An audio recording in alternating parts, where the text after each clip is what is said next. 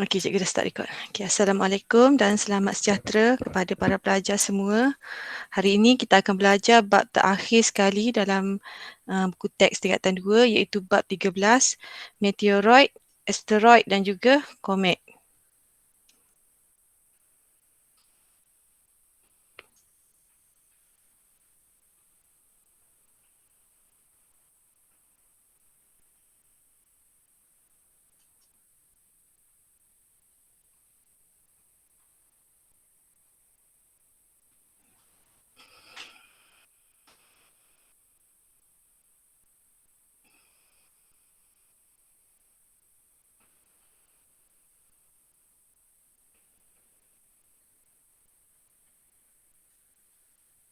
Okey, sebelum tu cikgu nak tanya, nampak tak slide cikgu?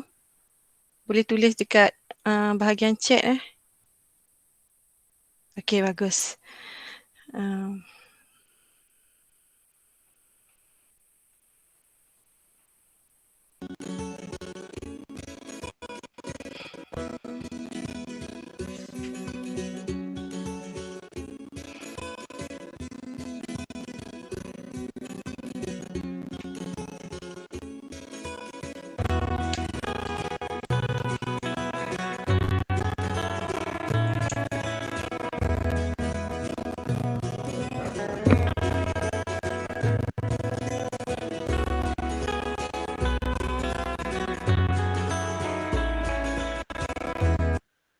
Okey, sebenarnya slide ni cikgu dah letak dalam Google Classroom awak boleh refer lah lain kali sebagai nota ya, dia adalah slide YouTube.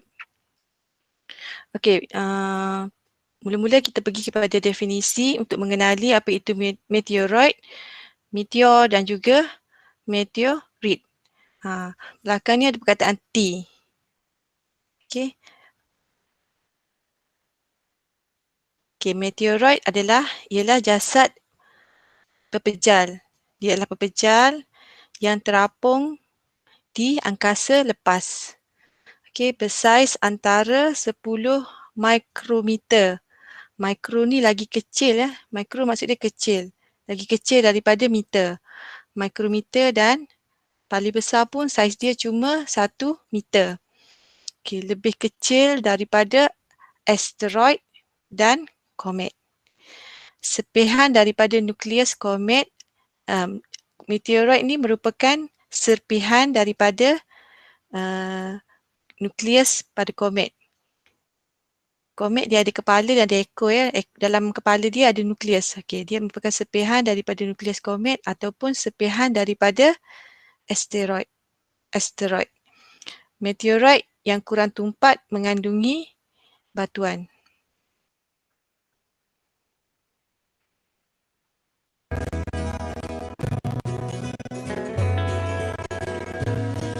Manakala meteoroid yang lebih tumpat, ia akan mengandungi besi atau nikel. Yang meteoroid bergerak mengelilingi matahari dalam orbit yang sama dengan komet dan juga asteroid.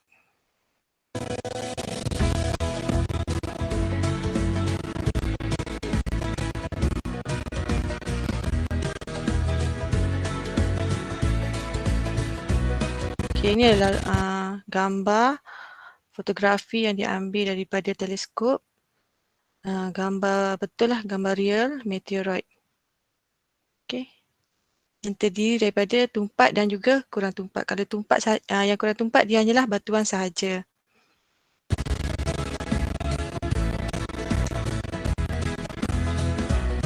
Okey, ini merupakan orbit meteoroid.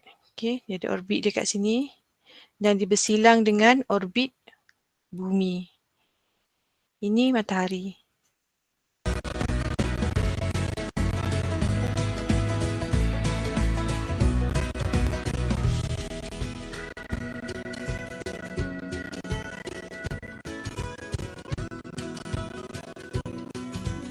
Okey, tadi tentang meteoroid, sekarang tentang meteor. Meteor ni berasal daripada meteoroid. Apabila sesebuah meteoroid secara kebetulan bergerak mendekati bumi disebabkan oleh tarikan graviti bumi.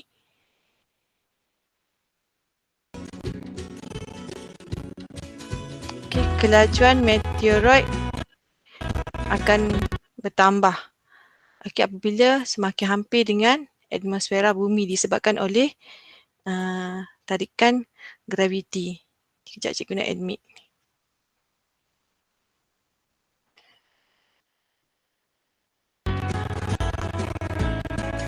Lalu dia akan bergeser. Meteoroid tadi akan bergeser dengan molekul-molekul udara pada dalam atmosfera kita lalu menghasilkan haba yang sangat tinggi sehingga ia terbakar.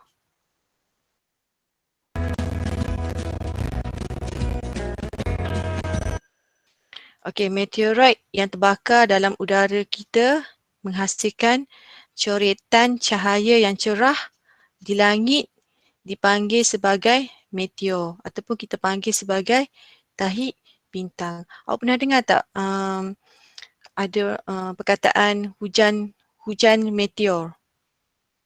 Pernah dengar tak hujan meteor? Ada yang bagi respon? Awak boleh type yang dekat internet. Tak. Awak boleh type dekat internet hujan meteor. Cikgu tunjuk gambar hujan meteor kejap lagi. Maksudnya meteor ni berasal daripada meteoroid.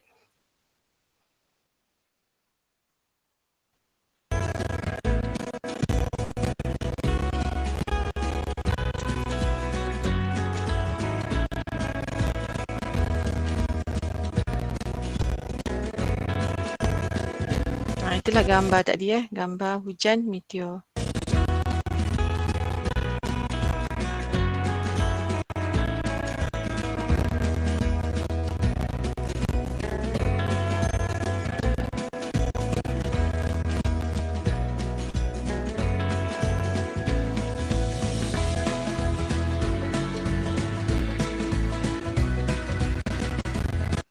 Okey, sekarang kita dah belajar tentang meteoroid, meteor dan meteorit. Okey, apa itu meteorit pula? Okey, meteoroid kecil tadi terbakar dan terurai dalam atmosfera. Okey, meteoroid besar yang tidak habis terbakar akan terhempas. Okey, terhempas ke permukaan bumi ataupun menghempas permukaan bumi sebagai meteorit. Awak ingat perkataan T kat belakang. T, tanah. Jadi dia jatuh ke tanah. Jadi kita panggil dia sebagai meteorit. Kita tak panggil lagi sebagai meteor ataupun meteoroid. Meteorit membentuk lubang besar di permukaan bumi dan dipanggil kawah meteor. Macam bekas lah, meninggalkan bekas. Jatuh menghempas tadi kan dengan tekanan yang kuat. Okey, salah sebuah Salah sebuah kawah meteorit terkenal adalah kawah meteor Barringer. Barringer di gurun Arizona, Amerika Syarikat. Gambar dia ada dalam buku teks awak. Okey.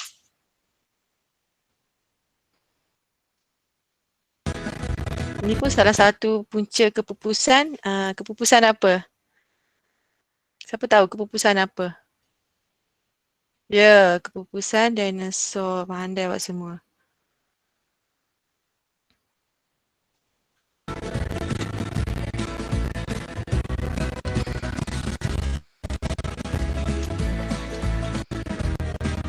Ini gambar dia ya. Meteor Barringer tadi. Selebar 1.3 km. Lebar dia ni. Dan sedalam 175 meter. Dalam lah kan?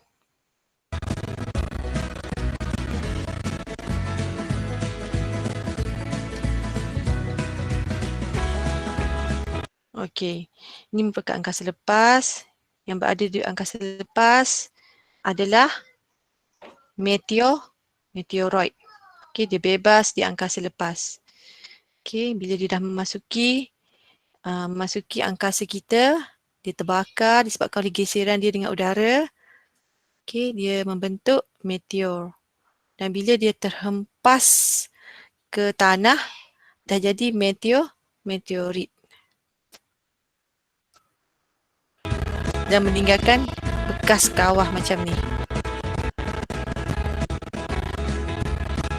Okey, ini adalah asteroid.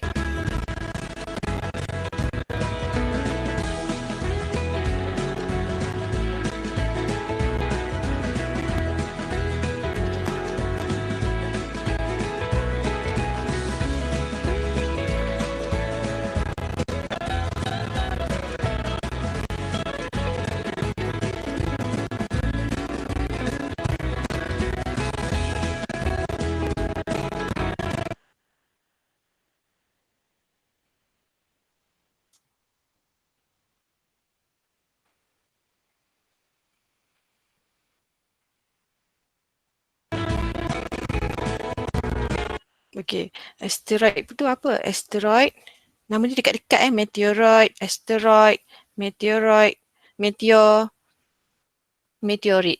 Okey, asteroid ialah jasad yang lebih besar daripada 10 meter dan mengorbit matahari dalam jaluran asteroid utama di antara Marikh dan Mustari. Dia ada orbit dia sendiri. Macam meteoroid tadi dia ada yang bebas. Okey. Dia bergerak secara bebas di angkasa lah. Manakala asteroid dia lebih kepada dia ada dalam orbit dia. Okey, di antara Marikh dengan Mustari. Okey, ini adalah nama asteroid Trojan ialah asteroid yang berkongsi orbit dengan planet lain seperti Mustari. Okey, asteroid lebih besar dari meteoroid tetapi lebih kecil daripada planet. Yang 8 itulah planet 8 dalam sistem suria kita. Okey, berbentuk tidak sekata, permukaannya berkawah dan tiada atmosfera.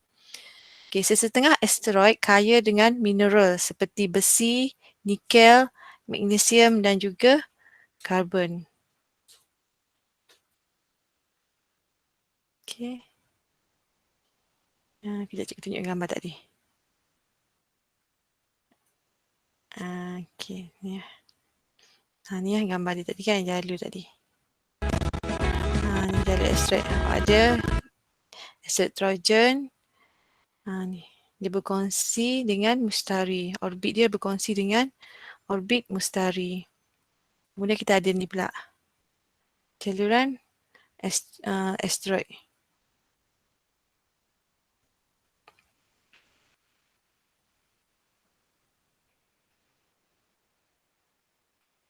Okay, antara Marikh dengan Mustari.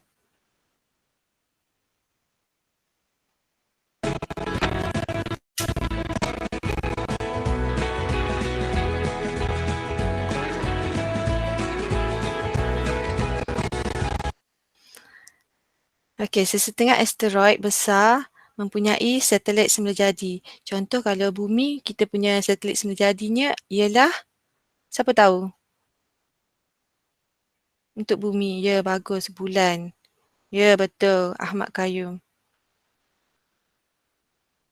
Nampaknya awak dah study dulu ya sebelum masuk kelas. Ni contoh asteroid, nama dia Ida. Okey, Eros, Vesta dengan apa tu? Lutetia. Okey lah asteroid Ida. Contoh dia, ni saiz dia. Okey, komet pula. Yang terakhir ya, komet.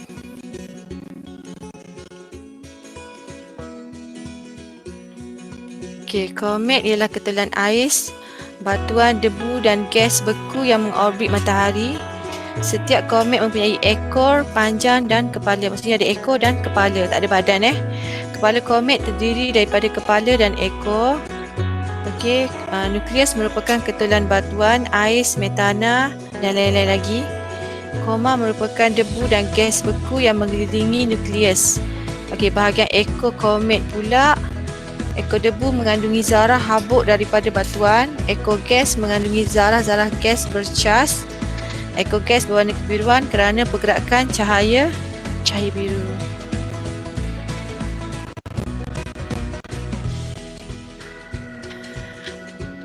Inilah kebanyakan komet didapati dalam jaluran Kuiper dan awan Oort. Okey, gambar dia.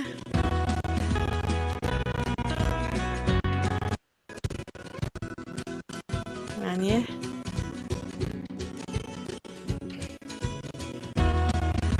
Okey, komet mengorbit matahari dalam orbit berbentuk elips dan melonjong. Semakin besar orbit komet, semakin lama tempoh peredaran komet mengelilingi matahari, sama macam planet lah. Bila komet menghampiri matahari, ais di kepala komet akan memejal wap menjadi gas.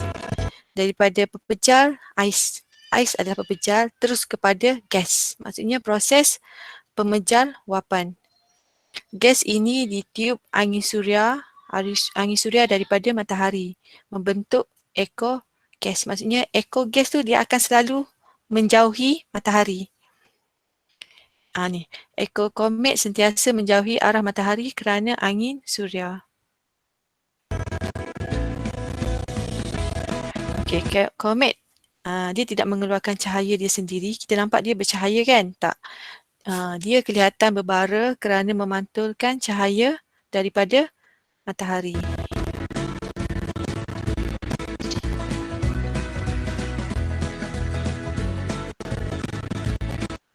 Okey. Ni ya, nampak ekor dia yang mana ni? Bersinar ni.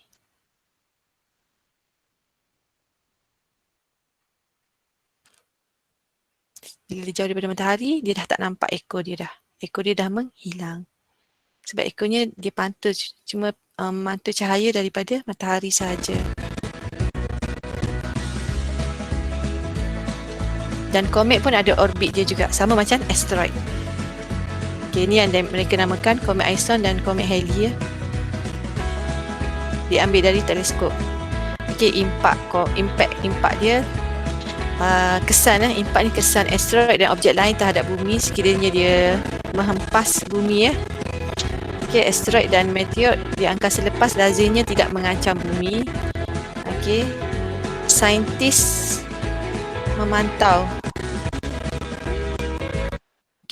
memantau pergerakan meteoroid dan asteroid bagi mengesan sebarang kemungkinan ada pelanggaran. Meteor dan meteorit besar yang merempuh bumi boleh mendatangkan bencana alam macam kes kepupusan dinosaur tu lah.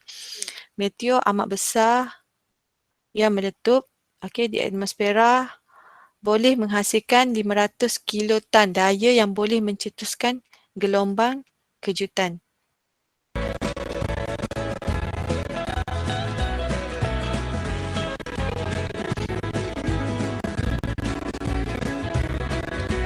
Okey, gelombang kejutan yang kuat ini sangat kuat dan sangat dahsyat. Lebih dahsyat daripada bom atom, bom nuklear boleh menyebabkan kematian dan kemusnahan bangunan. Okey, ini cuma ramalan saintis sahaja 2135 tahun 2135 nanti. Okey, 2135 nanti asteroid Bennu. Dah letak nama dah. Yang jumpa ni Bennu yang berdiameter cuma 500 meter. Okey, diameter dia hanya 500 meter, mungkin akan menghempas bumi, tapi kesan dia lagi dahsyat ya. Walaupun saiz dia tak sebesar mana. Tapi 500 meter ni pun besarlah kiranya. Dan mencetus gempa bumi pada skala Richter 6.7. Ini sangat tinggi ya skala ni.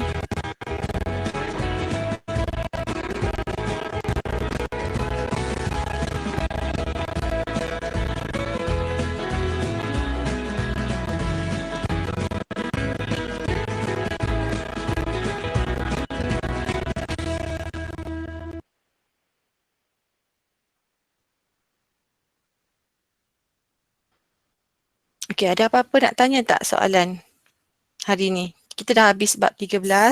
Sekejap lagi kita akan buat quizzes secara langsung, secara live.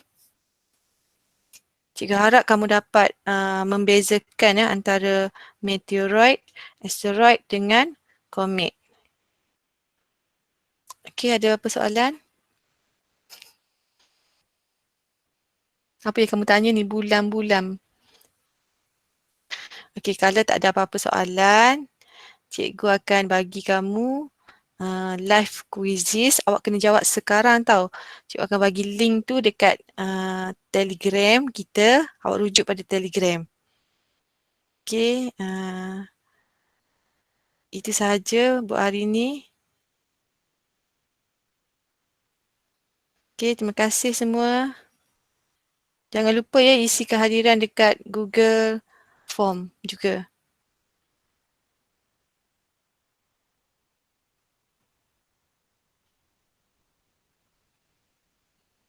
Okey.